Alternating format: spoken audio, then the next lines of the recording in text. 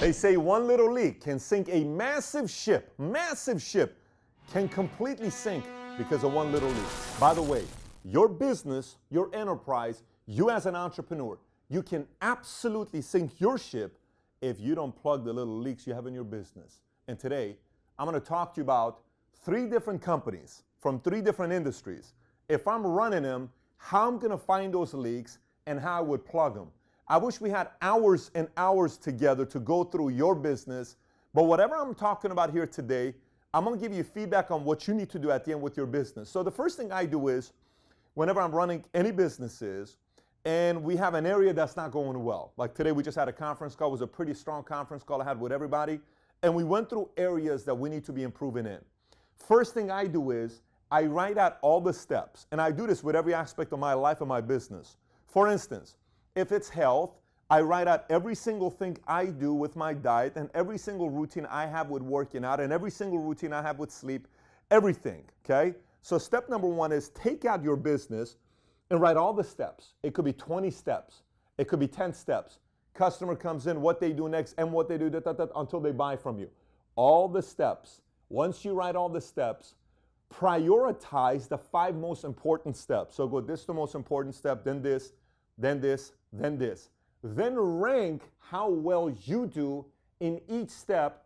Then bring a group of 2, 3, 4, 5 people that work with you that are also leaders who can say, I think we can do this to improve this.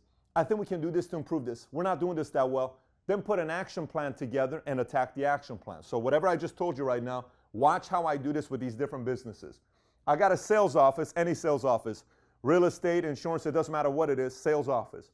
We got a restaurant here, and then we have construction business here. Let's start off here with sales office. So I'm running a sales office. Real estate, pharmaceutical sales, whatever it is. I want to find out where my leaks in my business are. So I either have inbound calls or customers coming in, or I have outbound calls reaching out. I'm reaching out or I'm getting a call. I'm getting an email of interest. I'm getting a message. I'm getting a visit to my restaurant, to my business, whatever it is, or outbound. So if I'm inbound call, somebody calls me, yes, I would like to talk to a real estate agent about buying a house, hypothetically. What is my script? I test the script. What is the questions asked? What questions are we asking? The sales rep is asking the customer that's called in. 3, what are my FAQs? Do I have an FAQ sheet? So for instance, if you're running real estate, there are 20 questions that everybody's gonna ask. Everybody that buys a house asks the same exact questions. Everybody that's selling and buying asks the same exact question. So I need an FAQ sheet. Do I have an FAQ sheet? Next thing is called call to action. So let's just say a person calls, I have a script, then I ask questions, they ask me questions, I already know the FAQs, then it's call to action. Meaning, when do you want to buy the house? How soon do you want to buy the house? Are you already pre-qualified? Do you already have a property? Do you already know what area? I'm asking call to action, what are we doing next? Then we're going to go, schedule time to go do whatever we're doing, and then we're going to close, and when I close, then it's follow-up. Once I got the close, then I follow up as we got closed, then there's onboarding, paperwork, all this stuff, filling out, all these things I got to do. Then it's referral, then it's nurturing that relationship. If it's outbound, and I'm reaching out to the customer, let's just say I am a social media marketing company, and I'm running an agency, and I'm outbound, I'm trying to reach out to people. First, I got to identify who my ideal client is. Do I even know who my ideal client is to call? Then it's volume of contacts, meaning if I'm selling a membership to a magazine, it's volume. If I'm selling a subscription to a certain membership or whatever, it's volume. I'm selling a gym membership, it's volume. I'm calling everybody. But if I'm selling exotic cars, Lamborghinis, Ferraris, I'm not contacting 200 people in a day. I'm nurturing, meaning I'm going to country club events, I'm going to certain speaking events, I'm going to certain places that people of money are going to be around. So volume is quantity versus quality, depending on the product that you sell. You need to be clear about that. Then am I good at finding customers? Some companies have finding problems. They don't know how to find the right customers. Then what's my script? When I'm outbound, closing, do I close well? I'd have a finding or closing problem, follow-up, onboarding, referral, nurture, all the same. So now, once I know what my inbound and my outbound is, and I write this out, let's just say this is you. I'm going to circle the most important ones on inbound. For instance, FAQs. That's important, man, for everybody to know the FAQs. Great, that's important. Questions asked is important. Close is important. And man, follow-up's got to be up there. Then I'm going to score every one of them how well we do. Our script sucks, man. We're at 2. We don't even have a script, honestly. 2, questions asked. We don't even know what questions to ask. 3, FAQs. We do have somewhat of an FAQ. 6, I'm scoring all of them. Then whatever those 4 were that were important to me and whatever the ones that are the lowest ranking, I'm figuring out how to improve those. And then I improve them. It's that simple. I'm doing the same thing here, and I'm improving it. Then I get a couple ideas, then we improve. Again, let me do another example for you. Here's a restaurant. I'm running a restaurant. I have a lot of friends that come to me for advice about restaurants, and they run businesses, restaurants from doing $500,000 a year to restaurants doing $15 million per year. And they're always asking, how would you improve this? How would you improve that? How would you? And for me, I've been to thousands of restaurants around the world, and I love good food, and I'm so meticulous that I pay attention to every single thing about restaurants, because if I ever ran one, I would want them to be ran a certain way. This is what I'd be paying attention to if I'm you. Your location of your restaurant. You're saying, man, I'm not doing that well. Is it even a good location? I went to a restaurant the other day, yesterday in Houston, Paul, and we're looking at the sushi spot. The sushi spot was all the way in the back. I couldn't even find this place. Food was great. Everything was good. Horrible location. If this is the main street, these were the businesses up front. The sushi spot was here. There is no street there. That's a horrible, horrible location for it, right? So location, where can I be found? Online, Yelp, on apps. Am I everywhere? Parking, is parking available? Next, entrance, presentation. I'm scoring every one of these from 0 to 10. I am truly scoring every one of those 0 to 10. Next, my process, hostess. What's the script when somebody comes? Who do I hire? What is the attire? What is she wearing? What is he wearing? What's their look? What's their attitude? Do I want somebody attractive? What age do I want? How helpful do I want them to be? How do I track how helpful they are? I'm scoring this with all my hostesses. If I got 5 hostesses, I'm scoring every one of them, and I'm firing the bottom 2. Okay? If they're not at all like this, I'm firing them. So meaning I'm hiring somebody to shop them.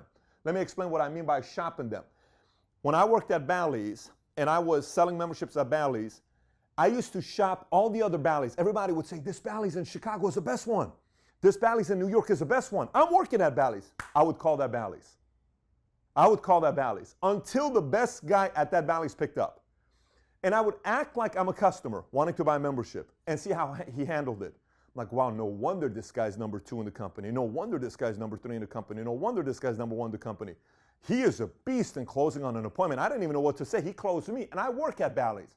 I'm shopping all my hostesses. I'm bringing 10 people, and I'm having all of them shop them. Different personalities, single mother, single female, a husband and wife, kids. I want a whole experience, how she handles kids being rattled and loud. I want to shop my hostesses. Next, ambiance.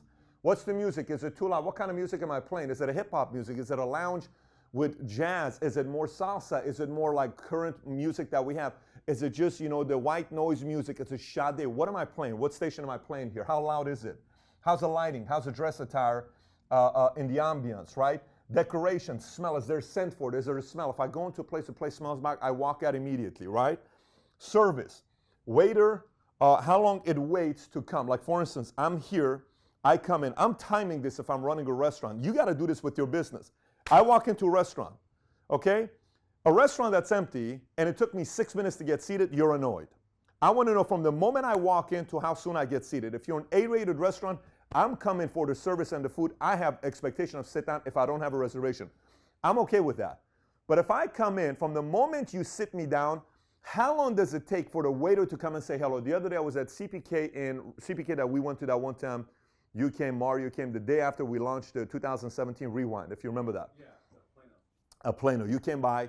We went to that same CPK with me, Tico, and Dylan, 5-year-old and a 3-year-old. When you come with a kid, I expect you to pay attention to the fact that this father comes with 2 boys. A father doesn't know, it's like I'm sitting there by myself. It took 7 minutes for the girl to come say hello to me. So I scream out, I say, who's working on this side? Who's working on this side? And they're all like, oh, sir, we're so sorry. Who's my waiter? 7 minutes I've been sitting. I got 2 kids. You guys don't pay attention to this. The place was 20% full. So finally the person comes, very, very good waiter. He comes and says, I'm so sorry, sir. She's busy. She wasn't busy. She had one other table, but he's willing to do that. Perfect. I like the teamwork there. The other girl needs to be fired. He takes an order. He goes in. The girl comes, apologizes. Whatever happens, we leave. I would have fired her like this. This is not her job to do. That's stuff I'm paying attention to, right? Speed, quality of food. Without good food, you're a done deal, right? Then you have manager greetings. How many times you go to a restaurant? I love when this happens. I'm sitting, the waiter keeps coming doing their thing, but a manager comes. How's the service here today? Everything is good. Enjoying yourself? Is there anything I can help you with? Not at all. Thank you so much. That little subtle movement increases my impression of the restaurant by at least 10%. So if you're not doing that, I'd be doing that, right? Speed. Upselling. Do you upsell? Would you like to try this? Oh, let me tell you, my favorite items on the menu is this. If you're going to have this, it's good to do this. By the way, you sure you don't want to have a red wine with this? You know, it goes good with this red wine. Let me tell you what red wine I recommend. The other day, I went to Capital Choice. I'll give you guys a story. And not Capital Choice, Capital Grill, a restaurant here. And my wife and I went back to back. It's not every day you go to a restaurant twice, especially that kind of a restaurant. But we went back to back Friday and Saturday night. Look how scripted this Capital Grill place was. We go in, and the guy says, oh my gosh, hey, let me just tell you about this one, red wine that we have. I think we only have 2 or 3 bottles left. Let me check. And this is the best bottle of wine you want to have. It's $99. We only have a couple bottles left. So what does my wife say? I want to try it. Great. They bring the bottle of wine out. The next day, I go with Tom Ellsworth and his wife. Okay, next day, the same waiter, and not the same waiter, another waiter comes. It's the same exact bottle of wine. And he says, oh, we have this bottle of wine. I think we only have 2 or 3 bottles. I got to check. But if I do have it, it's only $99 a bottle. And I didn't say anything. I looked at my wife. I said, man, that's a script. But you know what? It's so effective. Because how often do a couple go to the same Capital Grill restaurant back to back? They don't. It worked on the day one. They didn't work on day 2. But there was a script on how to upsell. That upsell got him $99 upsell on the ticket. 20%, that's a $20 more tip to the waiter. Good for him. That's upsell. What's this over here? Specials. Can they say the specials? I love when they say the specials and they say it so eloquently. You know what I'm talking about? Like when they say, today's specials are with the special base. I have no, you know what they're saying on it. We don't know what they're saying, but the way they say it, and it's temperature that this, and this is from Bulgaria, and this is from this. It's like, oh my gosh, I want all of it, right? There's a script to it. There's a way you present that. Dessert, handling complaints, technology. This, if I'm running a restaurant, I'm writing all of these things down. I'm bringing it down to 5 importance. I'm scoring my lowest area. I'm bringing my team together of experts that know what we're doing. And I say, how can we improve this? Then call to action, then attacking all the call to action. Construction, same thing, inbound, outbound. What's our script? Do we know the client? Who is our client? Are they a homeowner? Do we want $300,000 homes? Do we want $1 million homes? Who's our ideal client? Are we going after construction of bigger condominiums? Who are we looking for, right? Then prices over the phone. For instance, if I'm running construction, I'm not giving prices over the phone. The first thing I want to do is I want to come to your house. I want to send somebody to come to your house to get an estimate. When I come to your house and I see what it is, I'm paying attention to signs. If I see artwork's not on the wall, if I see a rink-a-dink, a car parked outside that's like a Toyota Corolla and you want to do a $50,000 job and that's our minimum, and I'm seeing the way the house is not really decorated, maybe I'm paying attention to clues. And then after I find out when I visit the property, I get a commitment. What kind of range are you trying to get for this kitchen upgrade? Well, we're looking somewhere, our budget is around $20,000. They want $60,000 for $20,000. Have you gone already a commitment from somewhere else? Yes, we got an $18,000 commitment. Can they do everything you ask for? Yes. Interesting. Okay, so then I have to decide, do I want to even make a bid to this? And can I pry a little bit more to know who it is? How much work do they want to do? Do they want better quality? What quality wood? All that stuff I'm asking for, right? Quote 3 options. My salespeople never leave with 3 options. Follow-up, close, finishing at time, delivering, then client testimonials and referrals. Same thing if I'm running construction. I'm scoring these, and I'm finding out what I'm not good at. Then what I'm not good at, as I address it, I bring a team of 3 to 5 together and I say, what do we need to do to improve this? I fire the weakest link that I have on the team that's not doing their part right, and then we put a plan of action together and we attack it to improve the company. I've done this, I think I've done this since 2003, 2004. Every time I find leaks in 03 was my credit score. My credit score was terrible. I put a system together, I improved my credit score to 822. Savings, investments, health, relationship, business, improvement, leadership, CEO, startup, entrepreneurship. Everything is a system for you to put together. Once you do that and you find the leaks and you attack it, then you see 3% growth here, 8% growth here, 9% growth here, 13% growth here, and you don't even see the compounding growth of it over a 5-10-year period.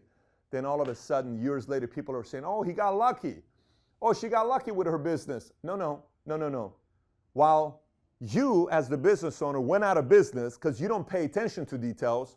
This entrepreneur decided to actually act like an entrepreneur, pay attention to the details, improve the business, and now they have an established business that you claim they got lucky. If you do the same thing, you will have the same results.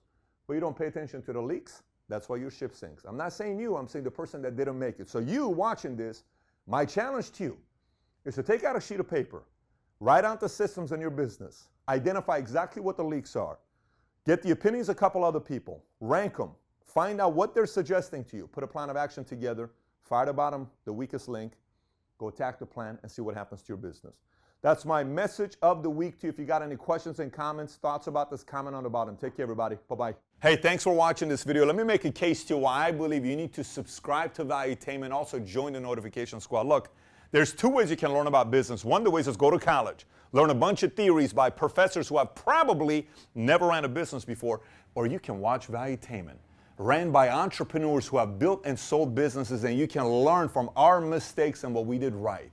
And by the way, I'm willing to bet anybody who goes and takes this boring route versus watches Valuetainment, I'm putting my money, this person who watches Valuetainment is going to beat the person who goes to college. You don't believe me? Test me on this. This is why I'm so certain you need to subscribe to Valuetainment and learn the content so you can also be a successful entrepreneur.